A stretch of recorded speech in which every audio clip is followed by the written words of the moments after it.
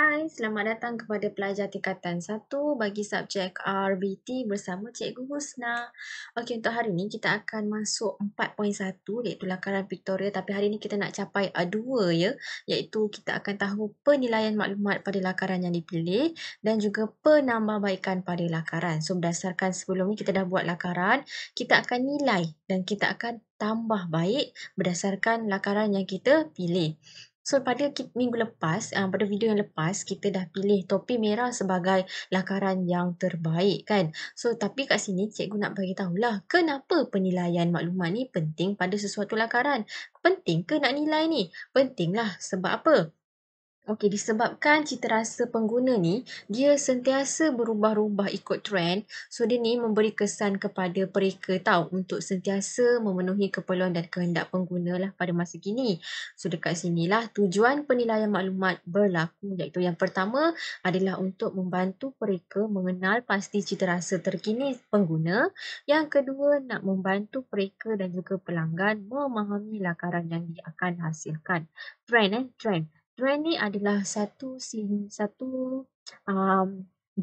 yang mana sentiasa akan ada penambahbaikan setiap tahun lah. Contohnya daripada segi kasut tu kita ada kasut yang sama, contohnya kasut sneakers, tapi setiap tahun akan ada penambahbaikan sama ada daripada segi tapak dia ke, dari segi design dia ke. So itu adalah trend.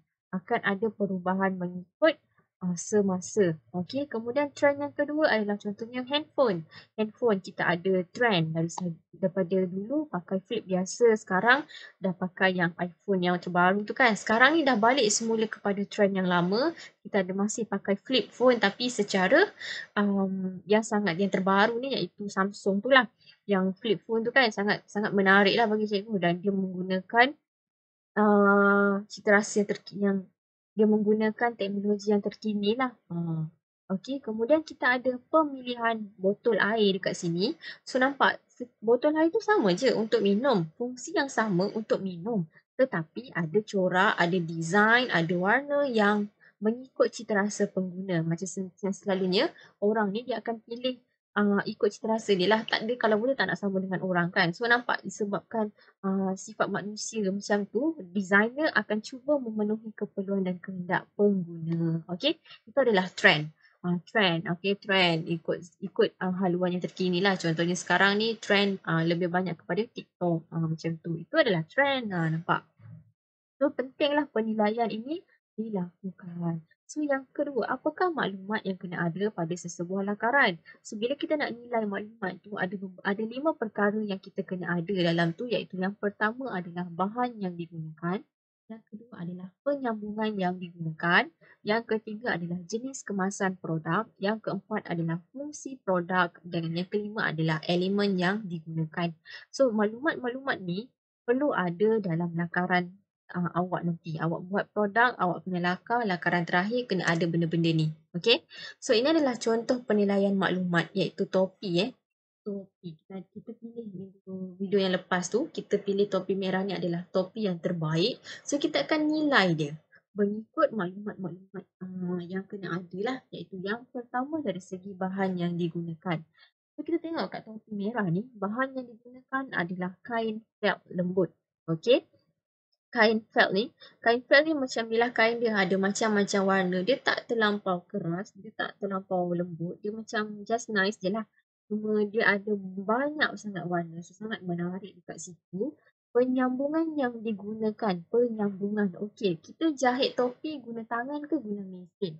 Kita jahit topi menggunakan mesin jahit. Okey, mesin jahit. So, penyambungan yang digunakan adalah mesin jahit. So dekat C, jenis kemasan produk yang ada pada topi ini, kat manakah kemasan dia berlaku? Kalau awak perasan, setiap topi ada button kat atas ni kan. Ini adalah kemasan yang ada. Supaya jahitan-jahitan yang dijahit pada setiap sisi ni tidak tercabut. So ini yang akan kunci lah design tersebut. So ini adalah salah satu jenis kemasan, iaitu butang kecil di atas kepala. Yang keempat adalah fungsi produk. Apakah fungsi topi? Topi adalah untuk menutup kepala. Nampak macam orang ni pakai. Untuk tutup kepala. bukan nak tutup benda-benda lain. Ada orang dia hanya letak topi tu sebagai pameran je. Tapi selalunya fungsi dia yang pertama adalah untuk tutup kepala. Okey, yang kelima adalah elemen yang digunakan. Ada elemen tak kat sini? Yes, kita ada elemen garisan. Awak nampak garisan putus-putus ni, ini adalah elemen garisan. Ada tak warna? Yes, ada warna. Warna merah. Ada tak bentuk? Bentuk ada bentuk 3D kan? Kita ada ruang antara jahitan ni iaitu ruang kosong ni nampak? Kita ada saiz. Dia ada bagi ukuran dah dekat situ. Saiz pada lakaran dan juga tekstur. Tekstur dia adalah sederhana licin. Okey. Macam manakah penambahbaikan ini dilakukan? Okey, berdasarkan tiga lakaran kita sebelum ini, kita akan pilih yang mana yang terbaik. Kita pilih satu sahaja. Contohnya awak pergi beli barang, ada dua barang. Awak compare dua barang tu, betul? Awak akan pilih yang mana awak rasa paling cantik, yang paling menepati kehendak dan keperluan awak. Itu adalah dipanggil sebagai lakaran yang terbaik lah. Tapi ini adalah lakaran. Kalau yang awak beli barang tu adalah produk yang terbaik. So lakaran ni, yang antara tiga ni, topi merah dipilih sebagai lakaran yang terbaik.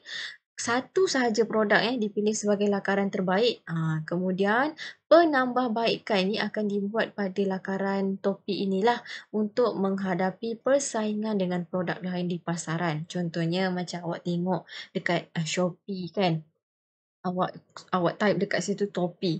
Awak akan nampak banyak sangat jenis-jenis topi.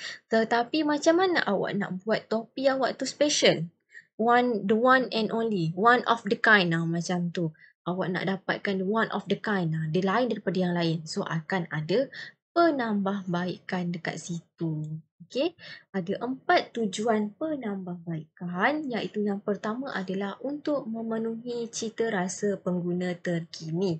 Okey, so penambahbaikan ini, produk yang kita akan hasilkan nanti, dia akan sentiasa berubah ikut semasa tau. So kat situlah kita akan tambah baik dari segi rupa, dari segi fungsi. Contohnya macam payung lah. Okey, payung dulu payung biasa je lah. Tetapi sekarang payung yang sekarang ni telah tambah baik. Ada payung tu dia ada kipas, ada payung tu dia dah ada untuk charge handphone, ada payung tu dia ada protect tukar warna dan sebagainya. Nampak? Dia telah berubah dari zaman ke zaman, dari semasa ke semasa, dari segi rupa dan juga fungsi. Sebab apa? Untuk memenuhi citarasa pengguna terkini. Yang kedua adalah tujuan dia mengikut trend semasa. So contohnya satu design tu, dia selalunya dia tak akan tahan lama lah. Dia akan berubah mengikut keadaan dan juga situasi. So macam mana nak bagi produk awak tu sentiasa up to date? Awak lah yang kena tengok secara pasaran. Sekarang ni trend apa? So awak tambah baik trend tu, awak ambil trend tu, awak tambah baik dalam produk yang awak akan hasilkan. Okey? Yang ketiga, menyaingi produk yang ada di pasaran. Awak nak bersaing dengan produk dekat pasaran. Sebab apa? Sebab sekarang ni produk banyak. So awak kena jadi one of the kind yang cantik lah, yang paling the best, yang rare gitu. Okay? Sebab awak nak bersaing dengan produk-produk yang lain. Yang keempat adalah mengikut kehendak pasaran semasa. So dekat sini, jika mendapat permintaan yang tinggi dari segi rekaan, dia akan mendapat kehendak semasa. Okay? Contohnya ini adalah lakaran produk yang telah kita pilih sebelum ni, warna merah kan. Kita dah tambah baik daripada segi lakaran, kita dah tambah logo, kita dah tambah net. Ini adalah produk yang asal, warna putih macam ni biasa je. Sekali lepas tambah baik tu kita ada letak net. Dekat belakang ni, belakang topi selalunya akan ada net lah kalau awak perasan. Sebab apa? Supaya lebih ada pengudaraan. So awak punya rambut tu taklah macam terkepam bila kena peluh kan. So ada pengudaraan dekat situ. So kepala awak tak gatal lah. Kemudian kita tambah logo. Selalunya dekat topi akan ada logo lah.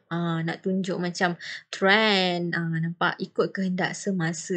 Kemudian dekat sini dia tambah daripada felt tadi dia guna fabric denim. Fabric denim tu yang macam lagi kalis hujan ke, dinding tu yang macam lagi keras lah supaya nampak lagi tough dekat situ. Kemudian kita ada tambah baik daripada segi warna. Dekat sini ada tambah kontras dekat situ nak nampak lagi menarik. Ini adalah lakaran terakhir selepas ditambah baik. Okey. Sebagai rumusannya, hari ini kita dah belajar dua sub yang terakhir iaitu penilaian maklumat pada lakaran yang dipilih dan juga penambahbaikan pada lakaran yang telah dipilih. Ada 5 maklumat yang kena ada pada lakaran. Pastikan memenuhi maklumat tersebut dan kita akan buat penambahbaikan pada sesuatu produk mengikut tujuan masa kini. Okey, kita jumpa lagi pada video akan datang. Bye.